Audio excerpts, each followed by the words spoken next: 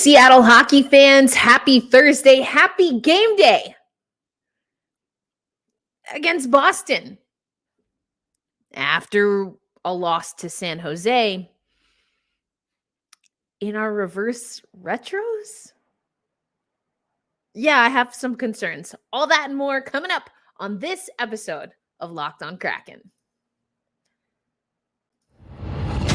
You are Locked On Kraken, your daily podcast on the Seattle Kraken, part of the Locked On Podcast Network, your team every day.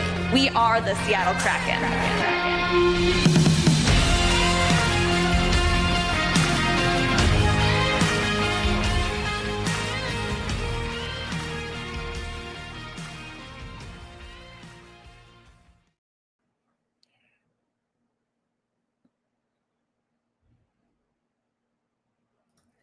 Hey, what do you say, Seattle hockey fans? Welcome to another episode of Locked On Kraken. I'm your host, Erica L. Ayala. Thank you, as always, for making Locked On Kraken a part of your daily routine. Because it's a game day, and because we're playing Boston in our reverse retros after a gnarly loss to San Jose, I am saging this episode. That's right. I am a sage burning auntie, as some of you know, and we are going to get all of the negative vibes out of here. Why? Because the Seattle Kraken didn't play well against San Jose. We lost to a bottom feeder in the Pacific Division while trying to be a top 3 team in the division. And, there were some other situations, but I will tell you, it sure didn't feel great to have to hop on a podcast after that loss to San Jose. But don't take my word for it. Here is what Dave Hakstol had to say. And I think this really summarizes it. These are his words after the loss to the San Jose Sharks. Blanked. Did I mention that? No goals for us against San Jose. They were quicker and harder at the puck. I mean, that's I can use a lot of different adjectives, I guess, to talk about it. But they worked at a level that they were winning and dictating those battles. Moving forward, I mean, is there something that you do take from this game, kind of tactically, or is it just maybe not the effort you want? No, we got our asses kicked tonight. That's what I take from it. All right, thanks, Hack. Thanks, Dave. Thanks. I mean, he said it, not me. Just quickly, because we don't want to spend too much time on this. But, the Seattle Kraken sit at 32-19-6, 70 points on the season.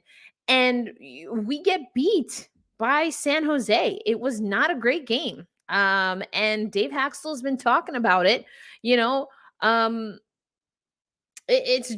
It wasn't a great game. And the fatigue, and you talk about things like that, and we've talked about it on the show, but at some point in time, you just got to get the wins. And that is a win that the Seattle Kraken, they have to have. It's a Monday loss 4-0 to the Sharks. Martin Jones, that first shot was kind of, I don't know.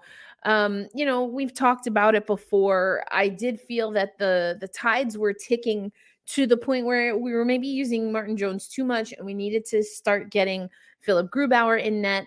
I don't know who we're going to see in net tonight. At the time that I'm recording, the Seattle Kraken have not come to the dais, if you will, for media availability. So I wouldn't be surprised if we see Philip Grubauer.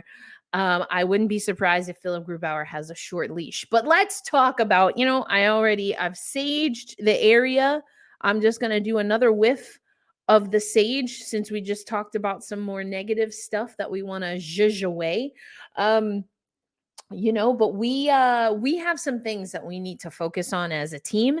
And the Boston Bruins coming into town is a really good time to start focusing on those things. I still got my little... Anyway, sorry. The Bruins coming into town is a good time to focus on some of those things. It was an embarrassing loss to the Sharks. So you turn the page.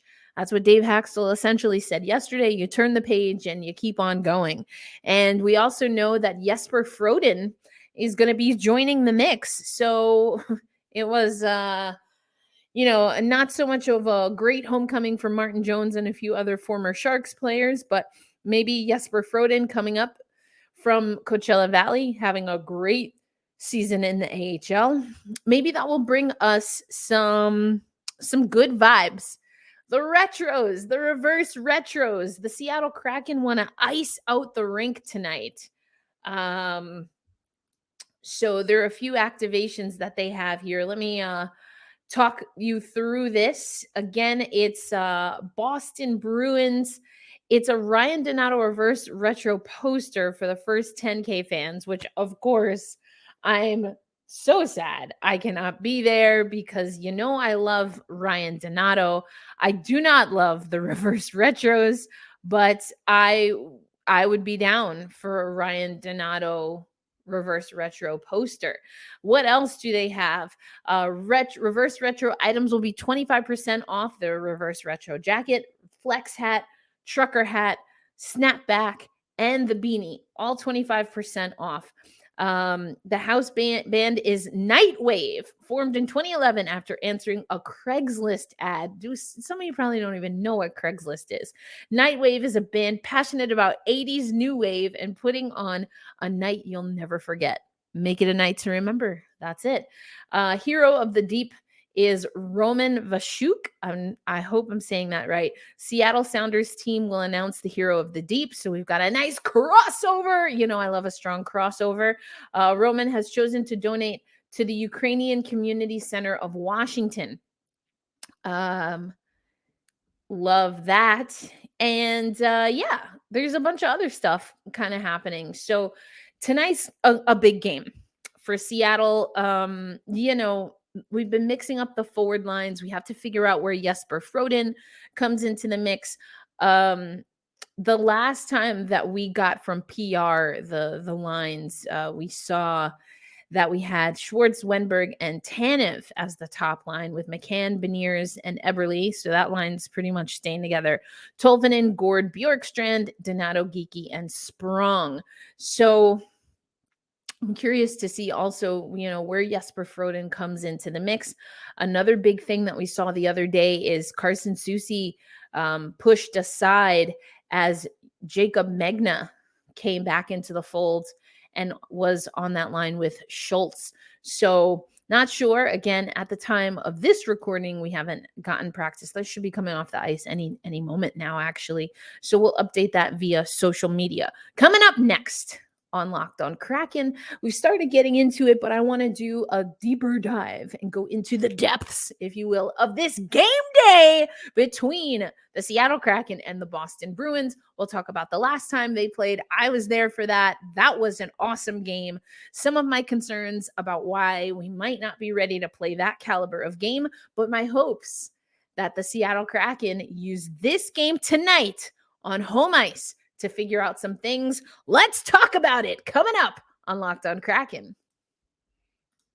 All right, hockey fans, today's episode is brought to you by FanDuel. Now, FanDuel is somewhere where you can make your bets on the National Hockey League, but also we're at the midway point, beyond the midway point of the NBA season. And now is the perfect time to download the FanDuel app, America's #1 sportsbook, because new customers get a no-sweat first bet up to $1,000. That's bonus bets back if your bet doesn't win. And so FanDuel right now has the Seattle Kraken at for the spread, they have it at minus 170. And for the money line, you've got plus 146 overall. And the total, you're looking at minus 115 if you bet on the Seattle Kraken, that being, of course, against tonight's Boston Bruins. Here are some other things they have. You can do a goal scorer. Jared McCann is in the mix here. Everyone else pretty much from, you've got Jared McCann at a plus 235. You can pick a parlay for up to 4 players per game to score a goal. So if you go with Jared McCann, you're at a plus 235. You go with Matty Beniers, you're at a plus 310. Jaden Schwartz, plus 360.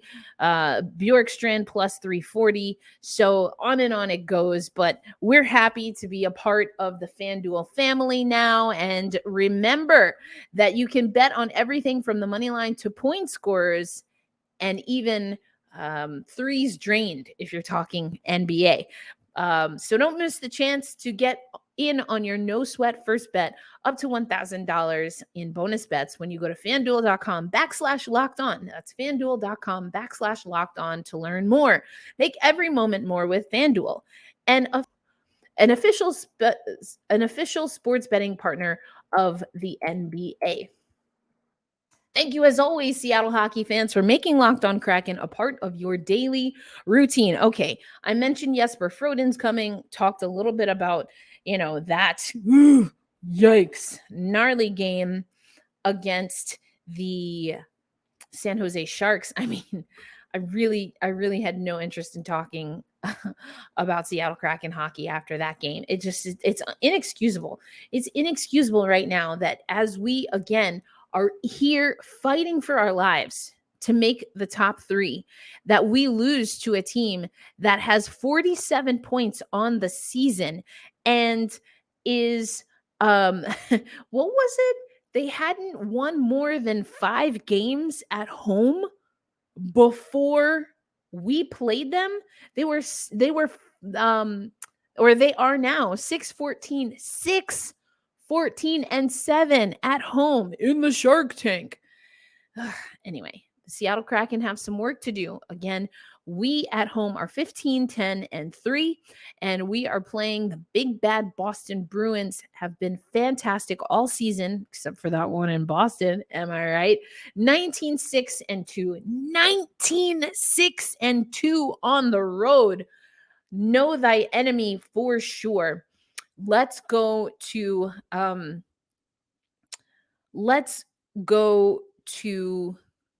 the 3-game essentials here. This is by Bob Condor, and it reads: league leading Boston in town as playoff push continues. Fans invited to show support by wearing Kraken's signature ice blue colors Thursday to ice out the city. All right, yes, coming back from ugly. During an undeniable bounce-back season for the Kraken, most every NHL team, top to bottom, will come out flat during a game and not recover.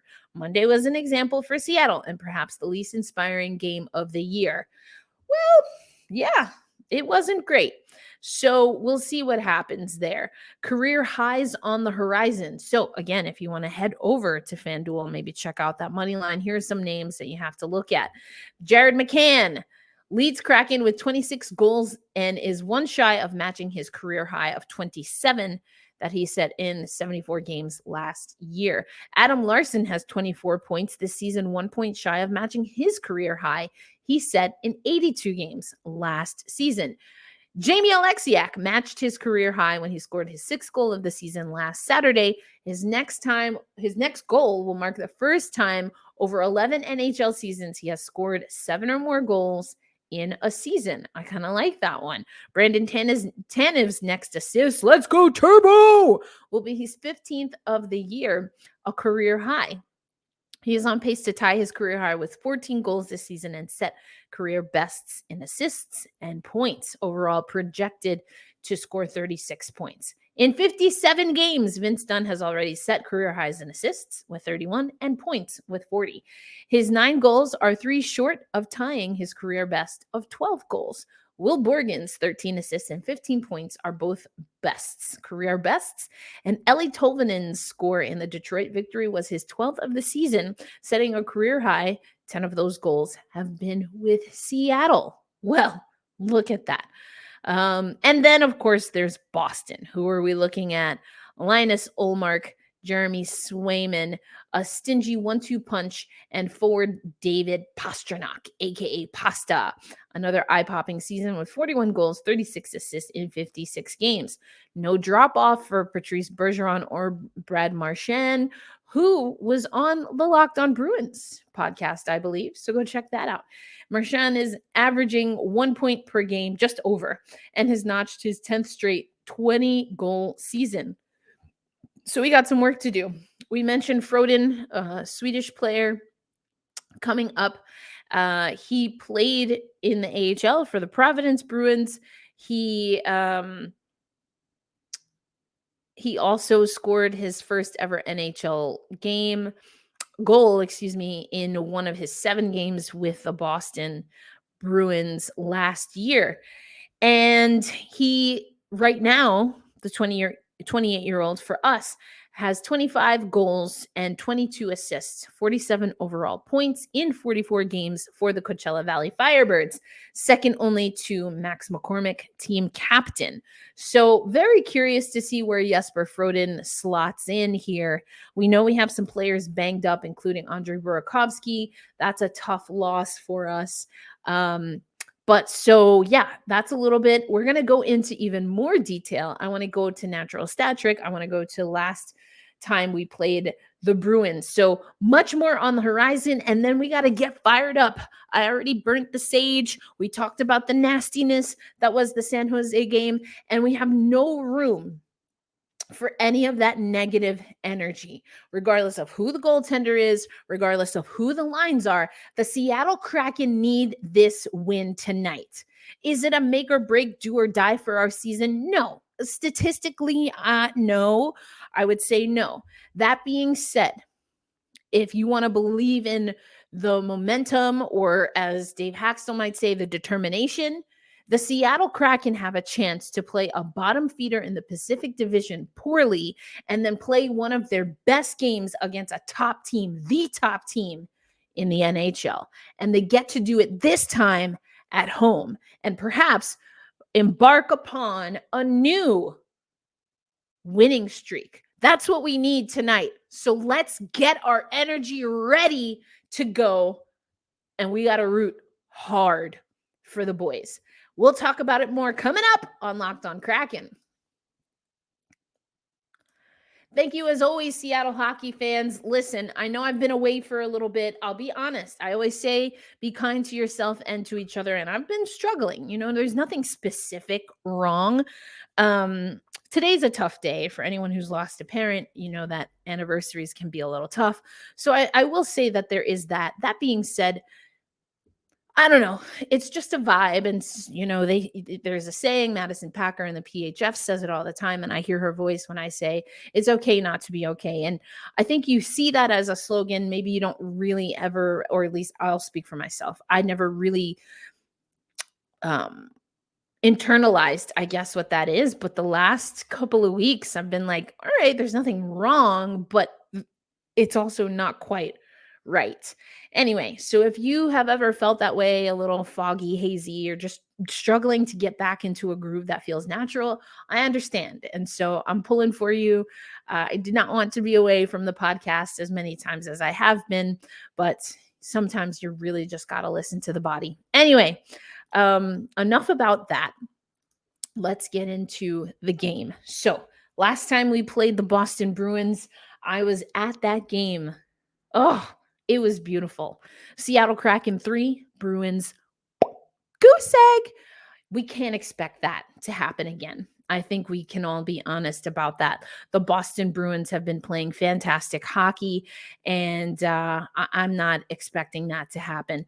But we did get goals, and I would like to see this. Jaden Schwartz, Eeli Tolvanen, and Brandon Tanev. This was a great back and forth win. I had confidence throughout the entire game, but it was a good, tightly played, well-contested game. We're going to have to put in some work. In their last 10, the Boston Bruins are 6-3-1. I'll pull this up on the screen so I don't just have to talk through it. All right, so we can see they obviously have the better record in the last 10. We talked about them being really good, really good on the road. We have to do better. We're 4-5-1 in our last 10. Some of the players that you can see in our last 5 games, Eberle's really been stepping up, which I love, which has also activated Matty Beniers. We talked about this a few shows ago. Those are some of the players that I marked that needed to have a better game. We also talked about Yanni Gourde. He scored 2 games the other He scored 2 goals the other day. So these are some players that we need to see activated. Eeli Tolvanen, I want to see him find his scoring touch again, get on the board. Other things we have to take a look at, and Dave Haxtell talked about it yesterday, specialty teams, as he would say. First overall in the penalty kill at an 86.5% clip is Boston. That worries me because the Seattle Kraken are 20% on the power play and have struggled mightily with power play scenarios. Did get I believe, right, at the Detroit game against Detroit, I should say, we got a power play goal. Jared McCann. Did I make that up? I don't think I did. Anyway, there goes that brain fog. Apologies again. Still getting back into it, but I'm so grateful for all the support. Even if you didn't say anything, I've always felt it from this community. Moving on. Goals for 3.71 on average is what Boston's bringing to the table. Compare that to our 3.46. We're right there. We're 5th overall. They're 2nd overall. Yeah, this one kind of hurts my heart. Goals against, 2.05 for the Boston Bruins. We're giving up over a goal more at 16th overall in the league. This is not a team that we want to trifle with when it comes to that. So another thing, I said we were going to go to natural stat trick. Now, this is the last time we played the Bruins, and you can see the momentum. Really love these charts because this passes my eye test. Boston came out strong. The Seattle Kraken had to figure some things out. To their credit, they were able to kind of hold as much defensive structure as possible, but they were definitely on the back foot.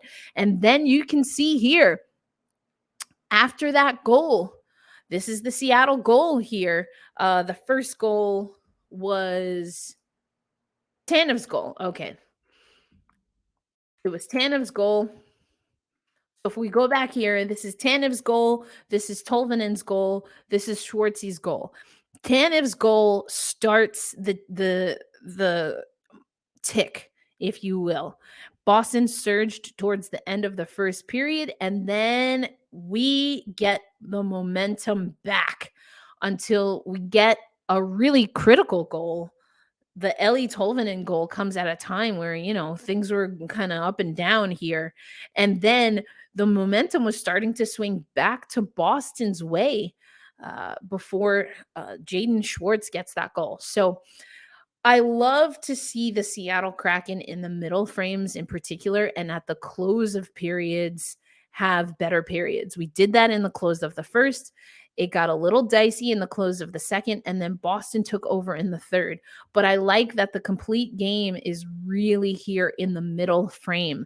That is not often what we see from the Seattle Kraken. As a matter of fact, we can take you to some data points on that because the fantastic Lindsey Brown and her staff, they do a great job keeping us up to date.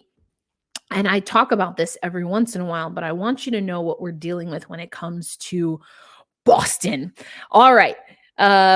Leading after one period.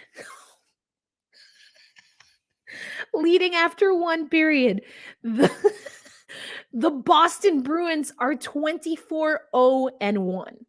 That is our first step. We have to come out hard in the first period. 24-0-1 is the record for Boston when they lead after the first period. Now, our record also good, not as dominant, and we haven't done it as often, but we are 16-2-1 when we lead after the first period. And who was leading after the first period in Boston? The Seattle Kraken. The Boston Bruins are also still very good, or they're above 500 when they're trailing after the first period. They're 7-6-1. So what does that mean? Well, how is Boston when they're leading after the second period? 30-0-1. They are 30-0-2 when leading after the second period. When the Seattle Kraken are leading after the second period, we are 24-1-3. So who is leading after the second period in Boston? We were. Now, when trailing after the second period, this doesn't happen very often for Boston, but they are 4-6-3. So that middle frame, we just saw the data from Natural Stat Trick. I just showed you the chart. That middle frame, that middle chunk is critically important for the Seattle Kraken against the Boston Bruins. If we kind of fudge up in the first, it's not great. It's not ideal, but we have to command the second stanza, as I like to say. Has to happen. Because again, they are 4-6-3. It's not a scenario that they're used to, Boston. And they, numbers-wise, are more prone to losing if trailing after the second. If we're trailing after the second, we're 2-15-0. 2-15-0. I don't like that. I don't like it. Tied after 2, 9-2-0 for Boston. We're 6-3-3. So we'll still take that. But we want to be leading. We want to be leading.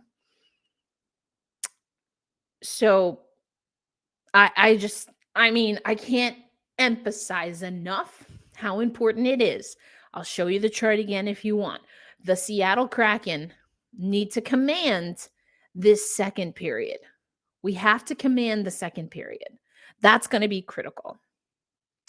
All right, that is pretty much our show. The only other thing that I want to do is, and I know this was a big topic of conversation as we were getting the podcast started, who's going to be on the jersey. Well, that has officially been announced. The Seattle Kraken have their first jersey patch, and I could not be happier. It is Muckleshoot.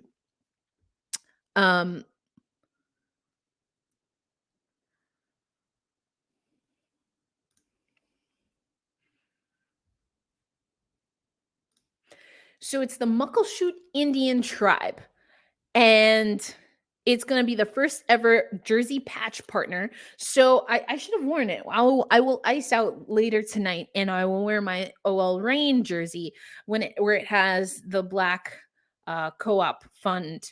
I love that. I'm going to have to I already have a jersey, but I'm going to have to get another one because I love the Muckleshoot Indian tribe jersey patch there.